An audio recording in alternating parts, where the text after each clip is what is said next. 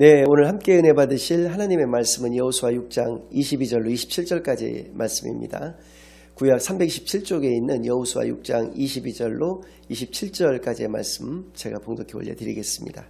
여호수아가 그 땅을 정탐한 두 사람에게 이르되 그 기생의 집에 들어가서 너희가 그 여인에게 맹세한 대로 그와 그에게 속한 모든 것을 이끌어내라 하며 정탐한 젊은이들이 들어가서 라합과 그의 부모와 그의 형제와 그에게 속한 모든 것을 이끌어내고 또 그의 친족도 다 이끌어내어 그들을 이스라엘의 진영 밖에 두고 무리가 그 성과 그 가운데 있는 모든 것을 불로 사르고 은금과 동철 기구는 여호와의 집 곳간에 두었더라.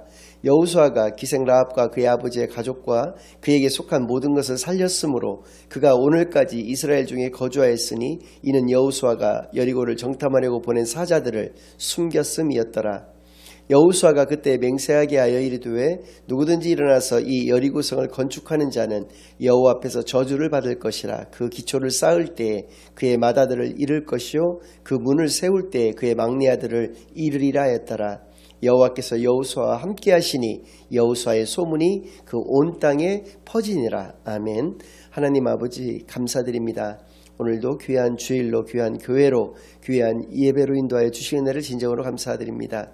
지금 이 시간 저희들이 지난 한 주일간 지었던 모든 죄악을 예수 그리스도의 십자가 아래 다 내려놓고 오직 저희들의 온 영과 진리를 다하여 하나님께만 드려지는 예배를 통하여 하나님께서만 영광 받으시는 은혜의 시간으로 이 시간을 인도하여 주시옵소서. 모든 것을 감사드리오며 예수 그리스도의 이름으로 기도드리옵나이다. 아멘.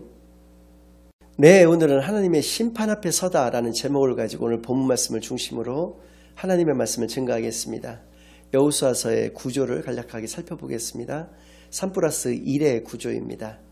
앞에 세 부분은 가나안, 입성, 정복, 분배에 관련된 내용입니다. 각각의 핵심 단어는 건너라, 취하라, 나누라가 되겠는데요. 공통점은 하나님의 명령이라는 것이죠. 플러스 1에 해당되는 부분은 22장부터 24장까지 마지막 부분에 나와 있는 내용으로서 여호수아의 명령입니다. 핵심 단어는 섬기라입니다. 왜 여호수아가 그렇게 간곡하게 이스라엘 민족들에게 하나님만을 섬길 것을 이야기를 했는지가 오늘 말씀의 핵심 포인트가 될 것입니다. 구조는 이렇게 되어져 있는데요. 여호수아서 내용 전체적으로 보았을 때는 굉장히 불편한 진실이 그 안에 담겨 있습니다. 너무나도 가나안 민족들, 가나안 원주민들에 대해서 잔인한 진멸의 장면들이 나오고 있는 것입니다. 장정은 말할 것도 없거니와 부녀 그리고 노인들, 어린아이들에게까지 모든 사람들이 다 진멸당했고요. 사람뿐만 아니라 가축, 짐승들에 이르기까지 모두가 다 죽임을 당하게 되었던 것이죠. 그래서입니다. 역사적으로 이러한 것을 악용하는 사례들이 너무나 많이 있는데요. 대표적인 것 4가지만을 좀 말씀을 드리면 첫째로 십자군 전쟁이었습니다. 십자가를 앞에 들고 이민족들하고 전쟁을 벌였던 그 십자군들은 너무나도 잔인하게 그 이민족들을 처형을 시키면서 전쟁을 벌였던 것이죠. 그래서 역사상 가장 잔인한 전쟁은 종교전쟁이다라는 얘기가 그 십자군 전쟁 때로부터 비롯되었던 말이고요. 두 번째는 이스라엘인들이 그 전까지 가나안 땅, 지금의 이스라엘 땅이죠. 그곳을 차지하고 있었던 팔레스타인들을 가자지구라고 하는 그 일정한 땅에다만 억류를 시켜놓고 대부분의 그 땅을 자신들이 차지했던 그 근거가 되는 성경이 여호수아서였던 것입니다. 그리고 의외시겠지만 미국이 벌였던 베트남 전쟁 역시도 여호수아서가 기초가 되었던 것인데요. 그들은 그것을 홀리워라고 해서 성전이라고 일컬었습니다. 재미있는 것은 걸프전이었는데요. 미국과 이라크 간에 벌어졌던 그 전쟁에서 미국의 부시 대통령도 이라크의 후세인 대통령도 이 여호수아서를 인용했다라고 하는 것입니다. 이렇게 세상의 많은 전쟁들이 여호수아서에 나타나 있는 이 전쟁의 모습을 통해서 또 그 전쟁의 내용을 통해서 이렇게 악용하는 사례들이 많다라고 하는 것이 매우 불편한 진실이 되는 것이죠. 또 초대교회의 말시온과 같은 그 이단들의 공격의 내용도 이와 마찬가지였습니다. 그들은 어떤 논리를 폈냐면 구약의 하나님과 신약의 하나님은 다르다라고 하는 논리를 폈던 것이죠. 구약의 하나님의 대표적인 모습이 바로 여호수아서에 나타나는 하나님의 모습입니다.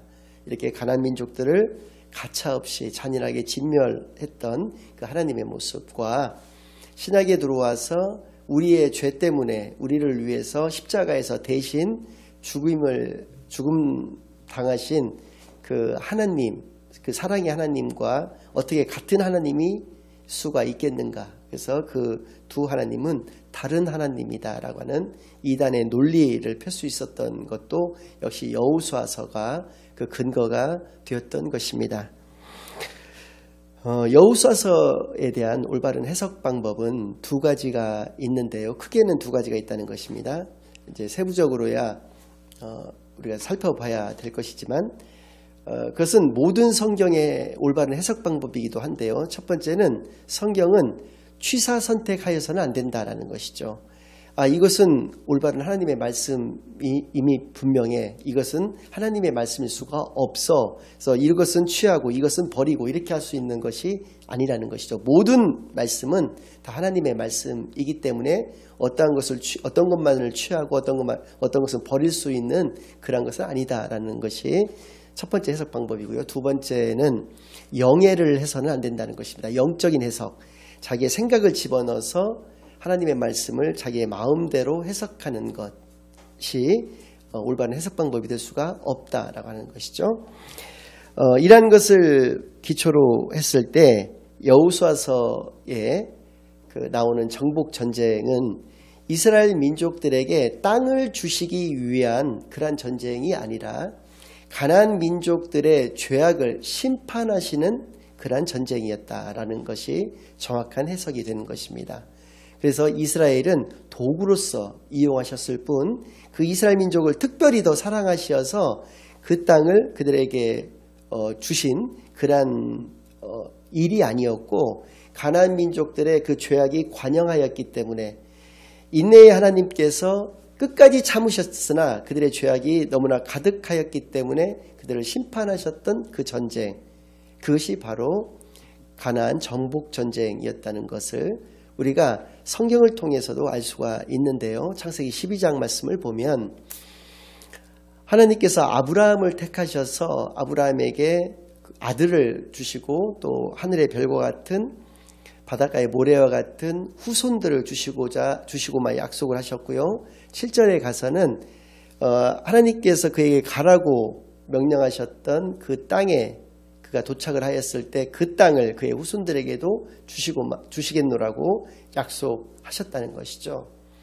거기까지만 본다면 하나님께서는 정말 특별하게 그들을 사랑하셔서 아무 죄 없는 가나안 원주민들을 몰아내고 그 땅을 그들에게 주시려고 했던 것이 아닌가라고 생각할 수가 있다는 것입니다. 그러나 15장에 와서 그때로부터 시간적으로도 한 10여 년이 흘렀습니다. 그런데 그때까지도 아브라함에게는 85세가 넘는 노인이었는데도 불구하고 아들 한 사람도 없었기 때문에 하나님께 8절 말씀에 이렇게 여쭙게 됩니다. 그가 이르되 주 여호와여 내가 이 땅을 소유로 받을 것을 무엇으로 알리이까? 라고 말씀하십니다. 그러니까 하나님께서 이 가나안 땅을 저에게 주신다라고 하는 것을 어떠한 것을 통해서 어떠한 증표를 통해서 제가 알 수 있겠습니까? 라고 말씀을 드렸을 때 하나님께서는 그 이후로 쭉 언약 체결식에 관련된 것을 명령을 하십니다. 그래서 그 언약 체결식을 거행하시면서 16절에 이와 같이 말씀을 하십니다. 내 자손은 4대 만에 이 땅으로 돌아오리니 이는 아모리 족속의 죄악이 아직 가득 차지 아니함이니라 하시더니 이렇게 말씀하고 계십니다. 즉 아직 지금 아브라함의 시대에 그 가나안 땅을 주시지 못하는 이유는 그 땅의 원주민들, 그 아모리 족속들의 죄악이 그 땅에 가득 차지 아니하였기 때문이다. 그리고 하나님의 심판의 시간표에 이르렀을 때 그들의 죄악이 가득 찼을 때 아브라함의 후손들에게 그 땅을 주시겠노라고 약속을 하신 것이죠. 이것은 시점이 매우 중요한 것입니다. 물론 이스라엘 민족들에게 가나안 땅을 주신 것은 맞지요. 그 결과만을 놓고 본다면 이스라엘 민족들을 특별히 사랑하셔서 이스라엘 민족들에게만 그 아름다운 땅을 허락하여 주시기 위해서 아무 죄도 없는 가나안 민족들을 내쫓고 잘 살고 있었던 그들을 내쫓고 그 땅을 주신 것처럼 보일 수도 있겠으나 그것이 결코 아니고 그들의 죄악 때문에 그들을 심판하신 것이다 라는 것을 분명히 알게 하여 주신 것이죠. 전쟁은 하나님께 속한 것이라고 말씀을 드렸는데 여호수아서 5장 13절에서 15절 말씀을 통해서도 이것을 너무나 잘 알 수 있습니다. 여호수아가 여리고에 가까이 이르렀을 때 눈을 들어본 즉 한 사람이 칼을 빼어 손에 들고 마주 서 있는지라. 여호수아가 나아가서 그에게 묻되 너는 우리를 위하느냐 우리의 적들을 위하느냐 하니 그가 이르되 아니라 나는 여호와의 군대 대장으로 지금 왔느니라 하는지라. 여호수아가 얼굴을 땅에 대고 엎드려 절하고 그에게 이르되 내 주여 종에게 무슨 말씀을 하려 하시나이까. 여호와의 군대 대장이 여호수아에게 이르되 내 발에서 신을 벗으라 내가 선 곳은 거룩하니라 하니 여호수아가 그대로 행하니라. 가나안 땅에 가장 처음에 그들이 정복해야 될 곳은 여리고라는 곳이었고요. 그 여리고성을 향해서 여호수아와 그의 군대가 나아가고 있을 때 한 사람이 칼을 빼들고 그 중간에 서 있었다는 것입니다. 그래서 그에게 이렇게 물었다는 것이죠. 너는 우리를 위하느냐 우리의 적들을 위하느냐. 그가 대답하였을 때 나는 하나님의 군대 대장이다 라고 말씀을 하셨다는 것입니다. 이것을 통해 알 수 있는 것은 전쟁의 맨 앞장을 서 계신 분은 바로 하나님이시다. 여호수아와 그 이스라엘의 백성들보다도 먼저 하나님의 군대가 앞서서 가 있었다라고 하는 것을 우리가 알 수가 있는 것이죠. 그래서 결코 우리는 하나님을 위해서 하나님의 이것이 명령이기에라고 하는 그런 이유들로 인해서 어떠한 전쟁의 명분을 가지게 된다라고 하는 것은 결코 하나님의 뜻이 아니고 매우 잘못된 것이다 라는 것이죠. 그것은 왜 그러느냐? 하나님이 벌이시는 그 전쟁은 바로 영적 전쟁이기 때문에 그렇다는 것입니다. 영적 전쟁이 가지고 있는 의미는 세 가지가 있는데요. 첫 번째는 우리가 그리스도인이다라고 하는 의미 속에는 두 가지 의미를 가지고 있습니다. 첫째는 그리스도를 닮는 사람들이다라고 하는 그런 의미를 가지고 있고요. 또 한 가지는 그리스도를 증거하는 사람들이다라는 의미를 가지고 있다는 것이죠. 그리스도를 증거한다는 것은 복음을 증거한다라고 하는 의미를 가지고 있는데요. 복음을 증거하지 못하게 하는 세력들이 있다는 것입니다. 복음을 증거하지 못하는 세력과의 전쟁, 그래서 영적 전쟁이라는 의미를 가지고 있고요. 두 번째는 그 용사로서 사용되어지는 것은 바로 내 자신인데 내 자신이 세상의 것들을 너무나 많이 소유하게 되어졌을 때 거기에서 안주하려고 하는 그런 마음을 가질 수가 있고요. 반대의 경우에는 좌절해서 주저앉을 수가 있는데 그러한 내 자신과의 싸움이라고 하는 의미에서 영적 전쟁이라고 하는 의미를 가지고 있고요. 마지막으로 세 번째는 우리가 세상의 것들을 취하고자 하는 세상의 좋은 것들을 취하고자 하는 그러한 것이 아니라 우리를 영원한 멸망의 길로 영원한 죽음의 길로 인도하고 있는 사단의 세력과의 눈에 보이지 않는 세력이죠. 그 사단의 세력과의 전쟁이다라는 의미에서의 영적 전쟁이라는 것이죠. 그러니까 하나님께서 벌이시는 그 전쟁은 바로 영적 전쟁인 것을 우리가 늘 기억하는 저와 여러분이 되기만을 바랍니다.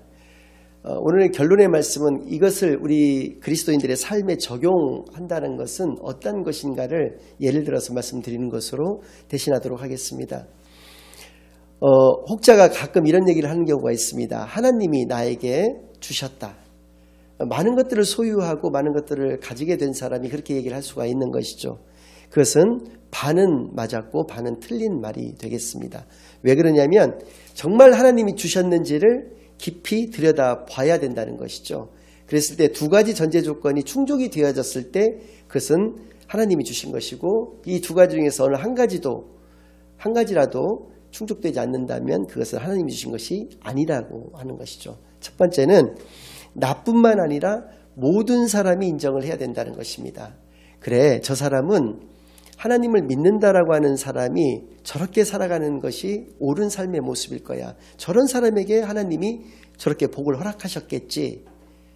하나님의 자녀라면 마땅히 저런 삶을 살아가야 하는 것이 맞아라고 인정받아야 된다는 하는 것이죠. 그랬을 때 하나님께서도 그를 인정하실 수가 있다는 것이고요. 두 번째는 사업하는 사람을 예를 들었을 때 과연 내가 정당하지 못한 방법으로 치부를 했거나 내가 어떤 것을 소유하게 된 것은 아닌가를 점검해 봐야 된다는 것이죠. 정당하지 못한 방법은, 정당한 방법이라는 것은 다음에 세 가지 정도가 있을 수 있습니다. 첫 번째는 윤리적 경영을 했느냐라는 것이죠. 즉 남을 짓밟는다든지 다른 사람을 상하게 한다든지 남의 마음이라든지 남에게 사기를 치는 그런 방법들을 통해서 내가 소유하게 된 것은 아닌가 돌아봐야 된다는 것이고요. 그리스도인다운 윤리적 경영만을 내가 했는가를 살펴야 된다는 것이죠. 두 번째는 내가 정말 하나님께서 나에게 주신 이 일을 사명으로 깨닫고 성실한 태도로 그것에 임했는가라는 것을 점검해 봐야 한다는 것입니다. 세 번째는 정말 무엇보다도 중요한 건데요. 종업원을, 내가 거느리고 있는 이 종업원들을 이용하는 것이 아니라 이 종업원들을 진정으로 사랑했는가라는 것을 생각해 봐야 되는 것입니다. 교회에서 목사님이나 다른 성도들에게 인정받기 위해서 과다하게 헌금을 많이 할 것이 아니라 내 종업원들에게 보다 많은 복지가 돌아갈 수 있도록, 보다 많은 급여가 돌아갈 수 있도록 그렇게 노력하는, 진정으로 종업원을 사랑하는 그러한 사람이었는지가 바로 정당한 방법이 되는 것이고요. 이렇게 정당하지 않은 방법으로 내가 뭐든지 가지고 있다라고 한다면 그것은 결코 하나님이 주신 것이 아닌 것을 우리가 깨달아는 저와 여러분이 되기만을 바랍니다. 그래서입니다. 끊임없이 내 자신을 돌아보고 늘 회개하고 기도하며 하나님의 말씀에 올바른 순종의 삶을 살아내시는데 부족함이 없는 저와 여러분이 되시기만을 예수 그리스도의 이름으로 간절히 축원합니다. 아멘. 이제는 우리 주 예수 그리스도의 은혜와 아버지 하나님의 극진하신 사랑과 성령 하나님의 내주인도 역사 교통하심이 하나님의 말씀에 온전한 순종의 삶만을 살아가기로 다짐하고 결심하고 돌아가는 모든 사랑하는 주의 자녀들과 그 가정 위에 이제로부터 영원까지 항상 함께 있을지어다. 아멘.